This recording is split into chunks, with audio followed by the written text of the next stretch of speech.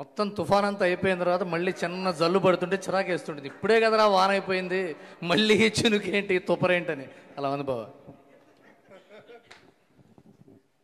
అందరికీ నమస్కారం. Eagle cinema చూడక ముందే నేను రవితేజ్ గారికి ఫోన్ చేశాను నేను మొన్న పొద్దున. అప్పుడు ఇంకా చూడలే సినిమా, ఎందుకంటే నేను అమెరికాలో చూసిన వాళ్ళ రివ్యూస్, ఆ ట్విట్టర్లో వచ్చే ట్వీట్స్ అవి చూసి డెఫినెట్గా సినిమా డెఫినెట్గా సూపర్ హిట్ అయింది అని ఫోన్ చేశాను. ప్రొడ్యూసర్ గారు కూడా నేను కంగ్రాచులేషన్స్ అండి అని చెప్పా. ఎందుకంటే యుఎస్లో పొద్దునే షో పడుతుంది, పడిన తర్వాత వాళ్ళు 6 o'clock 7 o'clock మా జీవితాన్ని రాస్తారు. ఈ జీవితం బాగుందని రాశారు ఆ రోజు. సరే నేను సినిమాకి వెళ్ళా, really enjoyed the film. But బయటకు వచ్చిన తర్వాత వేరేగా మళ్ళీ వచ్చినాయి. నేను అదేంటండి ఇలా ఉన్నాయేంటంటే దీని గురించి మనం సపరేట్గా చిన్న సెటప్ ప్లాన్ చేద్దామండి అన్నారు ప్రొడ్యూసర్ గారు. And that's things apart, film I want to congratulate Karthik. చాలా బాగుంది సినిమా. నేను ఈ సినిమా స్టార్ట్ అయినప్పటి నుంచి కార్తిక్తో రెగ్యులర్గా మాట్లాడుతూనే ఉన్నాను టైమ్ అండ్ టైమ్ అవుట్. ఎందుకంటే ఈ సినిమా సబ్జెక్ట్ చాలా ఎంథ్రిల్లింగ్గా ఉంది. The way this film has open and unfolded, చాలా చాలా కొత్తతనాన్ని మనం తీసుకునేటప్పుడు డెఫినెట్గా ప్రతిదీ కొత్తది రాగానే మనిషి నైజం బాగులేదంటాం. ఇదేంట్రా ఇలా ఉంది, ఎందుకంటే మనం అలవాటు పడిపోయి మన మైండ్ సైకలాజికల్గా పాత వాటికి సుఖంగా ఉండి కంఫర్టబుల్గా ఉండి కొత్తది ఏమన్నా వస్తే ఇదేంటి అనిపిస్తుంది. ఆ తర్వాత అది అలవాటు పడిన తర్వాత మిగతావన్నీ పాచింతగా పచ్చడిలాగాను ఇది చాలా సుఖంగాను అందంగాను చాలా గొప్పగాను ఉంటుంది. ఈగిల్ అలాంటి సినిమా. ఈ సినిమా కథ అన్నన్ని ఫోల్డ్స్తో చెప్పటం చాలా స్కిల్తో కూడుకున్న పని. అంత స్కిల్ఫుల్గా ఈ సినిమా రాయటం తీయటం, కెమెరామెన్ డైరెక్టర్ ఒకటే అవటం వల్ల అసలు జనరేషన్ లాస్ కూడా లేదు. డైరెక్టర్ మైండ్లో ఏముందో కెమెరా మైండ్ అది పర్ఫెక్ట్గా తీయటం. కొన్ని షార్ట్స్ అయితే మైండ్ బ్లోయింగ్. షార్ట్స్కి విజిల్స్ పట్టడం, క్లాప్స్ పట్టడం చూసాను నేను ఆర్కి మల్టీప్లెక్స్లో. That is a hallmark of a good director's journey's first step. Congratulations. And Dave Jand ఆయన మ్యూజిక్ డైరెక్టర్. ఈయనకి ఏదో డేవ్ జాండ్ అంటే లండనో, ఇతనేమో ఆల్రెడీ కెమెరామెన్ పేర్లేమో ఇంగ్లీష్ పేర్లు ఉన్నాయి. అలాగే మ్యూజిక్ డైరెక్టర్ పేరు కూడా ఎక్కడ పట్టుకొచ్చాడు, ఆన్లైన్లో మ్యూజిక్ చేయించాడు అని చెప్పి కింద మీద పడుతుంటే మొన్న త్రినాథరావు గారి సినిమాలో కూడా డేవ్ జాండ్ అని ఉంది. ఓహో, ఈ కార్తిక్ గారిని అడిగారేమో, ఫోన్ చేశారు త్రినాథ్ గారికి, ఏమండి ఈ డేవ్ జాండ్ అనేది ఏ దేశం అండి అంటే, అట్లా అనకండి ఆయన అర్థం అవుతాడు, మన భీమవరం గుర్రాడు అన్నాడు. అండ్ నాకు ఇంకొక బెంచ్ మార్క్ ఏంటంటే అవసరాలు శ్రీనివాస్ గారు చేసిన సినిమాలని బాగుంటాయని అది నమ్మకం నాకు. డెఫినెట్గా అది బై డిఫాల్ట్. ఎందుకంటే ఆయన చాలా నిజాయితీ గల characters, genuine characters, lively characters చేస్తూ ఉంటారు ఆయన. సో ఆయన గురించి ఈ క్యారెక్టర్కి అవసరాలు శ్రీనివాస్ గారు బాగుంటాడు అని క్యాస్టింగ్లో రాసుకుంటేనే ఆ కథ బాగుంటుందని అర్థం. అదొక ఫెసిలిటీ ఉంది సార్ మనకి. అండ్ కావ్య థాపర్ గారు, కావ్య థాపర్ క్యారెక్టర్ ఈ సినిమాలో ఎంత టఫ్ క్యారెక్టర్ అంటే, ఈ సినిమా జరుగుతుంటే హీరో ఎందుకు చేస్తున్నాడు ఒక్కొక్కడు ఒక్కొక్క కథ చెప్తున్నాడు. ఒకడేమో టెర్రరిస్ట్ అంటున్నాడు, ఒకడేమో అసాసిన్ అంటున్నాడు, ఒకడేమో చెప్పచ్చు తెలియదు, సినిమా చూస్తుంటారు కదా ఆల్మోస్ట్. ఒకళ్ళేమో రకరకాల ఒక నక్సలైట్లు వెంటబడుతున్నారు, టెర్రరిస్టులు వెంటబడుతున్నారు. ఇంతమంది వెంటబడుతుంటే ఇతను ఎందుకు ఇలా చేస్తున్నాడు అని సినిమా 30వ వంతు చూసిన తర్వాత ఎందుకు అని ఒక అమ్మాయిని, ఒక లవ్ స్టోరీని చూపిస్తుంటే చాలా కష్టమైన పాయింట్ ఏంటంటే అక్కడ దీనికే ఈ అమ్మాయి కోసం ఇదంతా చేసింది అనుకునే అవకాశం ఉంది.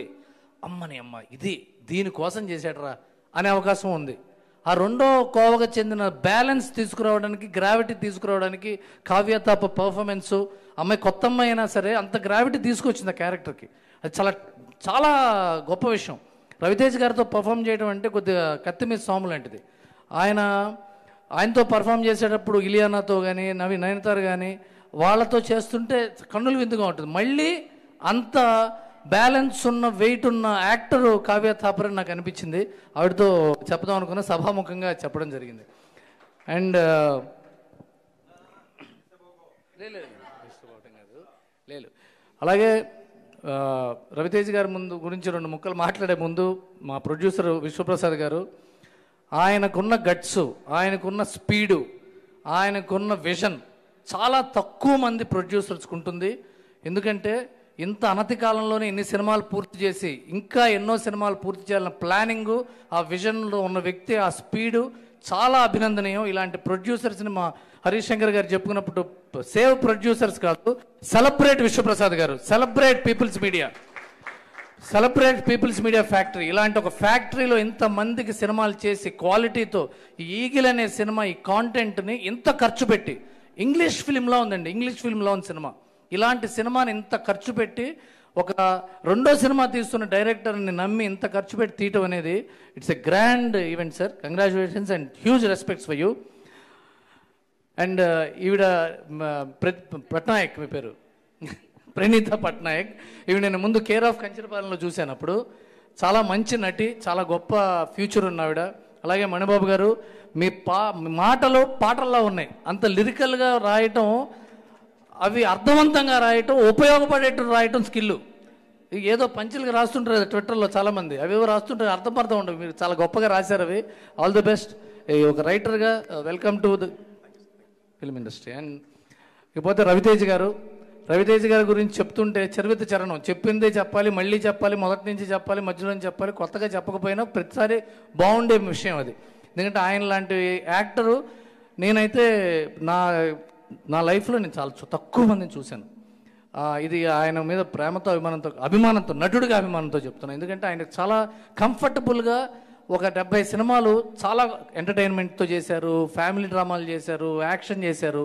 ఈ జానర్ చాలా కొత్త, out of comfort zone character ఆయనకి. Out of comfort zone character ఇంత ఎఫర్ట్లెస్గా, ఇంత కన్విన్సింగ్గా, it is actor's par excellence. ఇలాంటి సినిమా నేను ఆయనకి సినిమా చూడంగానే మెసేజ్ పెట్టా. ఆ మెసేజ్ చెప్పచ్చుగా నోటితో? ఓకే. అది పాన్ ఇండియా సినిమాలు, పాన్ వరల్డ్ సినిమాలు అంటే ఖర్చు కాదు, పర్ఫార్మెన్స్. అన్ని భాషల వాళ్ళకి, అన్ని జీవన శైలులకి, అన్ని ప్రాంతాల వాళ్ళకి అర్థమయ్యే ఆంగికం, ఆహార్యం, వాచకం ఉండటమే పాన్ ఇండియా, పాన్ వరల్డ్. అలాంటి యాక్టింగ్ రవితేజ్ గారు చేశారు. ఎంత పర్ఫెక్ట్గా అసాసిన్గా ఉన్నాడో అంత పర్ఫెక్ట్గా పత్తి పండించే రైతుగా లుంగి కట్టుకోవటం అనేది ఒకటే షేడు, చాలా ఎక్స్ట్రాడినరీ. పైగా ఎడిటింగ్లో ఆయన అవటం వల్ల రియలైజ్ అయ్యే షాట్ చాలా తక్కువ ఫ్రేమ్స్ పెట్టారు మీరు. రవితేజ్ గారు రియలైజ్ అయ్యే షార్ట్స్ మీరు గుర్తుందో లేదు చూస్తే, అంత తక్కువ స్పేస్లో కూడా అంత కన్విన్సింగ్ ఎక్స్ప్రెషన్ని హోల్డ్ చేయటం, it's a great ability of a great actor. And one more time I'm celebrating a Raviteja's film as a fan. And congratulations everyone and all the best for the next endeavours. God bless you. Thank you so much BVS Ravi గారు. And yes, మరి ఇంత unique subject